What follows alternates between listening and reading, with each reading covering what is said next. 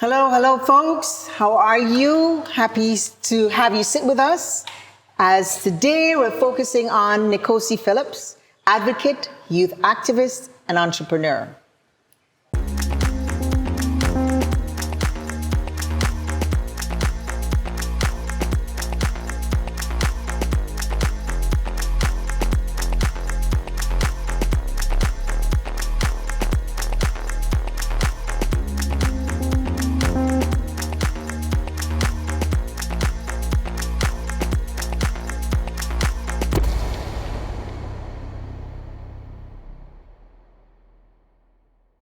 Hi, folks. How are you? Welcome to Season 11's Hot Issue episode, brought to you by Caribbean Airlines with the support of Mr. J. Andre Laveau, our New York Consul General of Trinidad and Tobago. I'm Ozzy Stewart. You know that. Grateful to have you with us. And I'm shining light today on Nickocy Phillips. Why? She's an advocate for battered women and men. A lot of people don't mention that. Single parents, passionate youth activist, entrepreneur, choreographer, and skilled steel panist.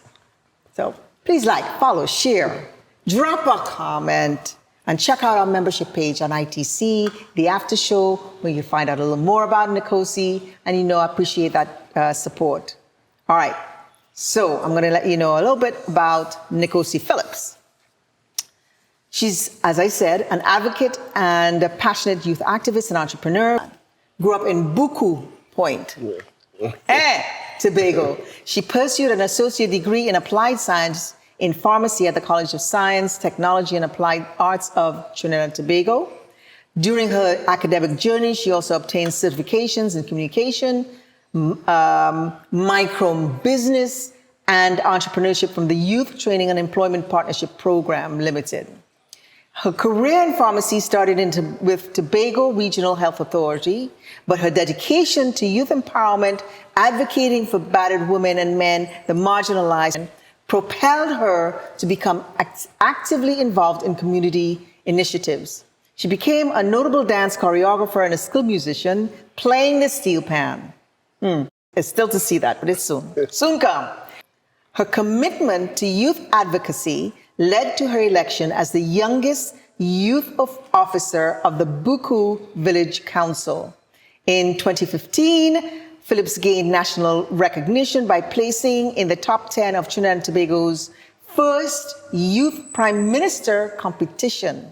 This achievement laid the foundation for her role as an ambassador for the NGO TT Youths Will Rise, which she co-founded. Under her leadership, TTYR focused on community organization, education, and youth development, culminating in her representation of Trinidad and Tobago at the United Nations 63rd session on the Commission of the Status of Women in 2019. We're going to talk about these in a minute. She's going to point them out, but you're going to see a couple of her awards here. Driven by a desire for greater representation of Tobago citizens, Phillips launched her political career as an independent candidate for the Tobago West seat in August 2020 general elections. She founded the Unity of the People Party, promoting transparency, equality, accountability, and unity for all. She emphasizes the need for self-governance, improved tourism, and better financial independence for Tobago. Her party symbol reflects community strength, depicting 4 colored hands in a unity circle, advocating for voices to be heard in Parliament. She represents all Tobagonians impartially and addresses pressing issues such as the air, the sea bridge services, local governance, and equitable distribution of resources, very important. Her background in pharmacy informs her advocacy in public health, urging proper education around vaccinations and health resources. In her latest updates, including participation in diplomatic discussions regarding bilateral agreements in Switzerland and Sierra Leone, Phillips continues to push for international collaboration to benefit young people in Tobago and Trinidad. Her initiatives include advocating for sustainable development projects aimed at creating job opportunities and enhancing the overall welfare of her community, the abused and battered. Phillips is poised to influence much more impactfully the political landscape of Tobago, driven by her dedication to service and community empowerment. Look out. Now we're going to talk to Phillips, Ambassador Nickocy Phillips. What inspired you to focus your activism on supporting battered men and women in Tobago? I think it comes from a stem of my being abused when I was younger by family members, you know. And even looking at that, coming from Prince Elizabeth home, I was actually raised in a home for disabled kids. So I didn't have the ability to walk. I had to be up and down in operations, from school to operations. So I was raised in most likely Prince Elizabeth home and given the opportunity to walk and went through a lot in that time. It gave me the strength to, you know, become an advocate against bullying, against, you know, that abuse against women and men as well. Because I think there's an equality that has to take place in the world itself, and not just only within the Caribbean, but for both men and women. And I think when we put the effort more on the emphasis of women and the rights of women and forget about men, it makes men be defeated in a way that, you know, they will continue to advantage women because they always think that they get the rights to get away and that they're not being, you know, protected. So it gave me, it's a lot of things happen, but I found myself doing the right thing at this age. Can you share some specific initiatives you implemented or plan to implement to assist battered individuals? One of the things that we did through TTYR as the ambassador was to do and to launch the youth rehabilitation camp facility for not only just the young people that are bullying at schools, but only for the single mothers and single fathers. That's one of the things we won an award in 2018 by the Division of Youth Affairs and stuff. We also look at the social programs for our young single parents. We would have implemented some single fathers and single mothers programs in terms of job availability, creating job employments by searching and looking for them, helping them sign up their paperwork for jobs and stuff. We did a food system program, which is helping single mothers to depend on themselves and only wait until the government give you a handout and stuff. That's currently running for practically 10 years.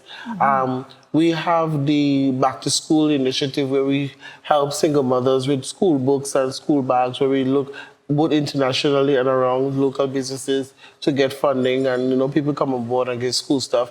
We also started the rehabilitation program where we help single mothers or single fathers who are at home with the kids and their house is dilapidated. We go get funding to rebuild the home, to reconstruct the home, get them into a job, get these children back to school, and rehabilitate the family so that they can stand on their own. So there's a lot of number of projects that we have implemented in that small space through the NGO, and now in the political space, I'm trying my best to do, you know, to be an even greater and bigger voice, and I'm hoping to get there soon. How do you envision your proposed comprehensive facility supporting these battered services? Like what services you're What we looking to? left out in everything, government, all institutions, NGOs, is the fact of humanity. So one of the things that I've put into this facility is the respect for one's life, one's choice, and one's decision, and also the rehabilitation, and to put humanity, because I always said to myself, I'm a human being first before I become a sex, a race, a religion, or gender. And that is what we need to reinstall in society. Our humanity has been lost, and I think we have a chance to regain it, but people have to look within themselves. So in these projects, we want to give the persons the confidence to stand on their own, to look in that mirror and say, I am me, I build my life, I did this. Not to say that, oh, I'm living the life of someone else, I can't go outside, I can't do this because somebody's watching me. We want to give them the confidence of life, liberty, and freedom.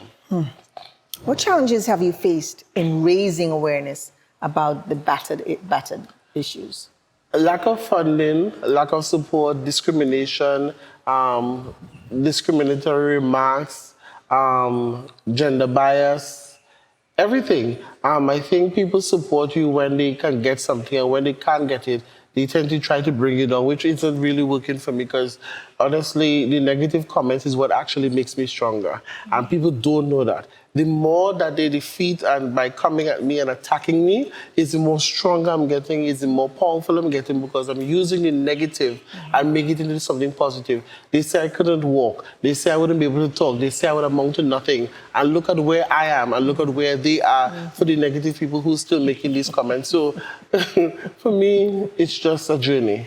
You know, in your big up to you. In your experience, what misconceptions exist about battered men, and how do you aim to challenge those stereotypes? The gender stereotype, because I think, as I say to all men, women use the lack of feelings that men show, because we are grown up showing that men is macho and they should be the household kings and the Vikings of the land, and they are the ones supposed to be dominant, and they're not supposed to cry, they're not supposed to show emotions. But that is the vulnerability in them not getting anywhere in society, because we know that men don't show feelings. So women take advantage of that sometimes in relationships, sometimes in everything that they do, is that we think that men cannot show emotions and men should be at a certain stature, and that is not it. Men have feelings as well, and the same way that we love all women and love all young girls, I think men lack that sense of love and the sense of respect for them being men or for being boys, and we're not giving them that opportunity to grow as young boys, as young men, the way that they should. So I'm trying to put that back in the world, but then again, everybody's so difficult, because we look at religion and we class religion with a certain thing. We look at the Caribbean background, and the heritage is totally different to the international market. So it varies. It's a long process, but I think it has to do with individualism. What role do you believe the government, local governments, should be playing in addressing the domestic violence and supporting these victims? To be honest, I'm shipping out of the ambassador now into the political part of it, and actually forget about the boat rules. I'm speaking as a human being now. I think the government of Trinidad and Tobago presently, and past, and all governments, they are all biased in the sense that they only react when a woman is beheaded or a woman is being abused. Right. You see them coming on TV and talk about, oh, they're going to put up a shelter for women, they're going to put policies and stronger policies. There can be policies, but if there is no officers to enforce it, or the policies are not being enforced, right, how they're supposed to. A woman has a restraining order against a man, and she keeps on being attacked by him and going to the police station, and the man, they keep on sending her away, telling her, oh, they get back together with the man, and then when that man attacks her and kills her, then you say, oh, they shoulda, woulda, coulda. Right. So I believe that there's a lack of enforcement of the law, and there's a lack of humanity within the enforcement of the law. Why do you think that is? Because people just decide to sit in an office or sit in parliament and decide that the laws that they do can protect people, and they can just do this because they need political clout. It's more than that. It has to be with you, engaging the family, engaging the situation hand to hand, making sure that we have a lack of social workers that really, and especially being in the Caribbean, especially Trinidad and Tobago space, whereby when you think that you are in a space of comfort, your business is all over the world. By the end of by 2 minutes, your business is all over the world, because there's nobody you can trust. There is nobody that you can depend on, and the government lacks accountability and credibility when it comes to these abuse, because they go to the United Nations and say they're putting up battered homes and they're doing this and doing that, and nothing happens. Imagine you're a state witness as a woman and a man, and you're still being killed. So something has to be wrong. There's no level of strong protection and enforcement of the law. Can you discuss any partnerships you have formed with other organizations or NGOs to strengthen your advocacy efforts? Oh, there are so much. At the United Nations, I know we have the Pink Africa Foundation. We know we have the African Union delegation who I just joined with. We have Sierra Leone, Minister Apio from Switzerland. We're working on a number of projects. We have the African continent, the Nigerian continent. Some of the ministers, they have long names, so I can't really call the names. I don't want to embarrass myself, but I'm working on fostering a relationship. The problem is, even fostering the relationship and putting the programs together, because it's me, there's a lack of support from the private sector and also the government because it's not their ideas, it's not their initiatives. From here? Yeah, from here. So you're getting support outside, yeah, I'm getting but support the connection outside. is made harder because... And it's very difficult because to see people from outside are willing to help and to work with me in order to making our young people better, our single mothers and single fathers better, but yet we're not getting the support from the inside government. And it's very rare that you will get it because it's only when they want to show up or they want to say they did something for me, they will come and put a sponsorship or they will say something, and that's where we're lacking. How has your background in pharmacy and public health influenced your approach to advocating for the rights and well-being of battered men? During the COVID, I've learned a lot, and even before that, I've seen and I've been on a health conscious drive because a lot of things I learned in the pharmacy field, in terms of medicine especially, where it can save a life, it cannot save a life, it destroys you, and there are so many different things, especially when it comes to mental health. I think the drug especially, some could break you, some could make you. And I think we should stay off of the drugs and actually give that level of personality in terms of being with a patient one-on-one. In the healthcare program, I sometimes tell the patient, don't take the medication, let's take some natural juices or take some natural bushes, because the medication, let's be real, especially here in the Caribbean, we are getting rejected goods or rejected drugs, and it is damaging us because when I'm in the US or in the foreign countries, I'm seeing different drugs and different brands, and it's working. But when you go there with the medication here, somebody, doctor, say, why are you doing this? This is killing people. We don't use this. This is out of the market. So why is it that the Caribbean, especially us in the Trinidad and Tobago, is getting the rejected goods?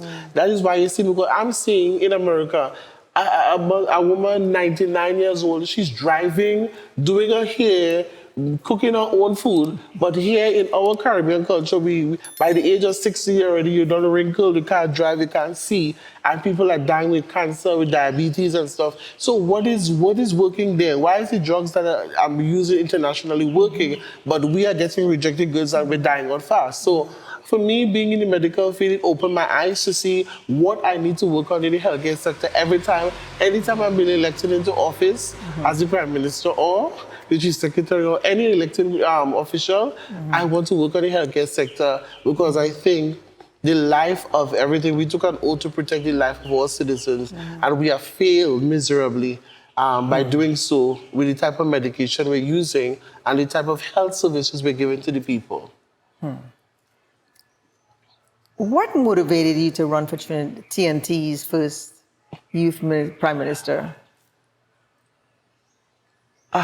After being the youngest youth officer at the age 13 years old, I've been doing with the Village Council. And That was at the age of 13? Yeah.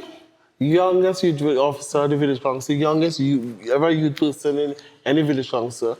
And I have been doing a lot of programs in the community of Buccoo. Every Sunday we will have sports. Every Sunday I'll raise funds. So wait, let's go back. 13 years old, what got you to be interested in, at that age, before we talk about this other thing? Because I didn't have the opportunity to be grown up as a child. As I said, I would spend most of my life in Prince Elizabeth home. I used to wear braces on the knee, and they said I couldn't walk, I wouldn't be able to talk, I used to stay quiet and never talk at all.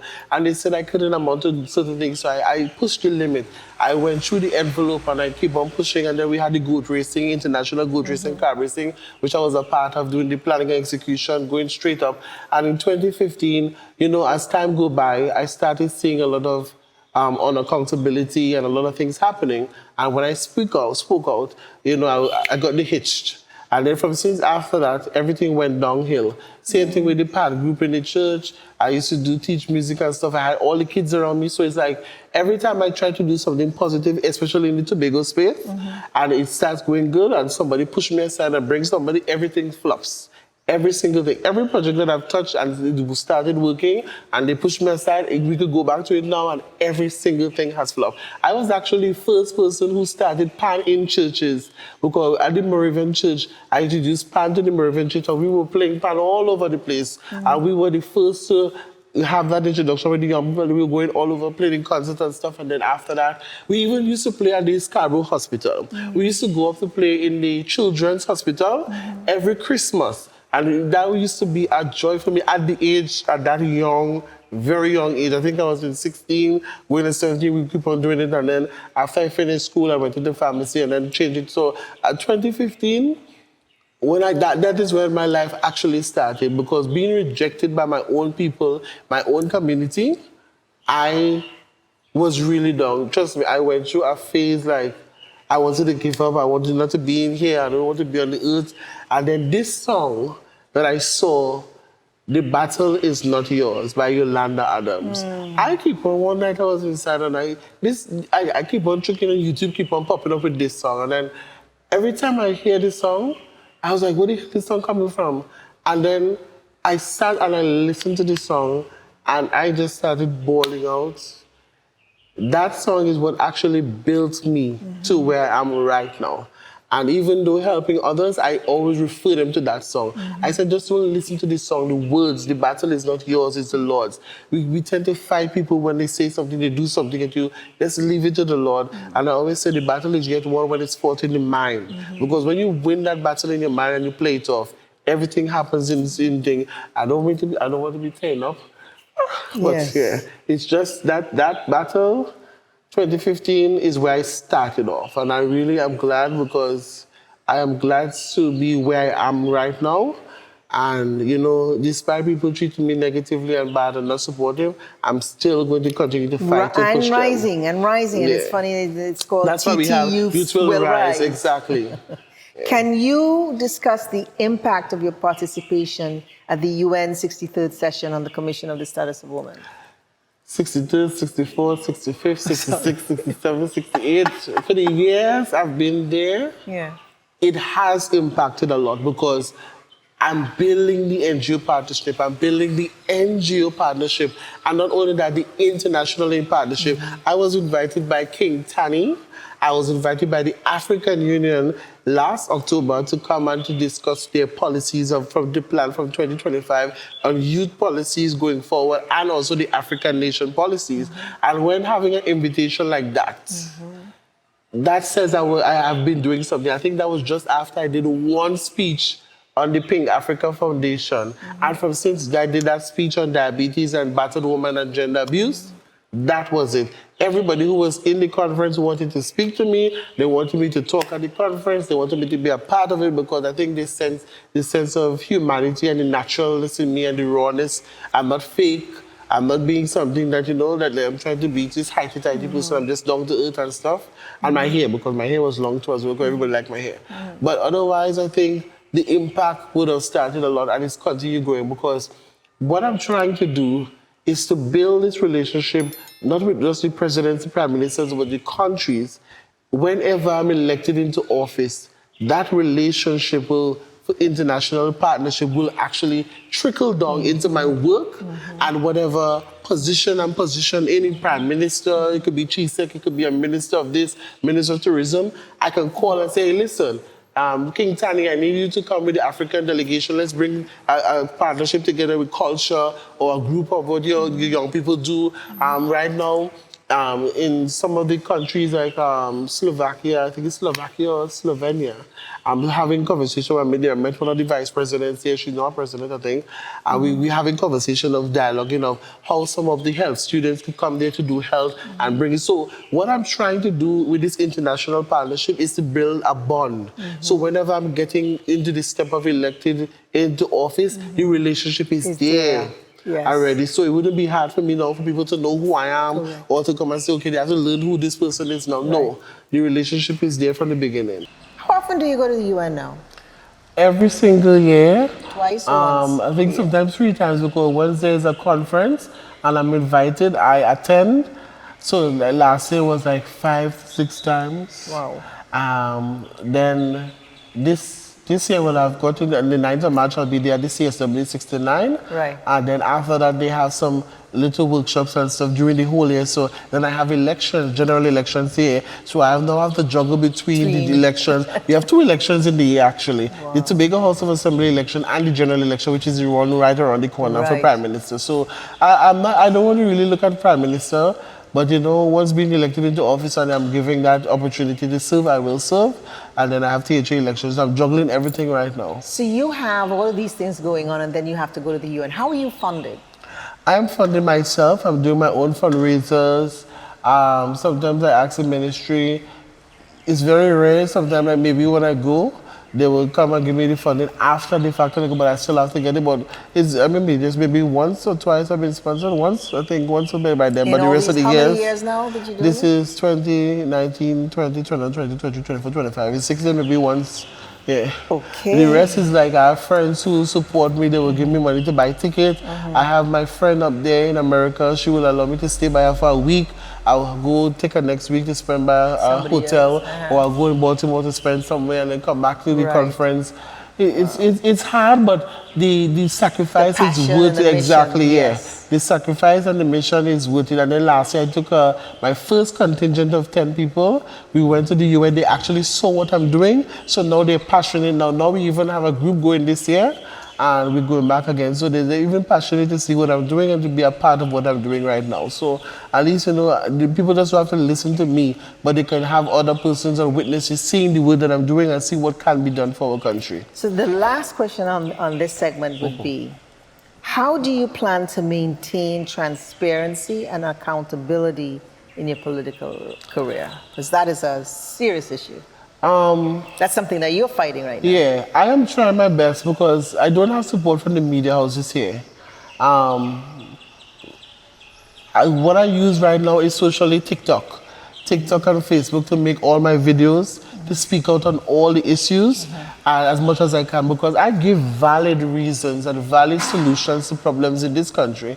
But unfortunately, as I said, we have media biases, and it doesn't show the work that I want to show. To be accountable to the people, I think maybe once I'm elected into office, that is where I'll put the effort into showing my accountability, because I would then have a command control over media in such a way that I could do biannually or monthly meetings to the public to show them what projects I have working on, the amount of money was spent, and I will be able to give my accountability for what I'm doing and whatever.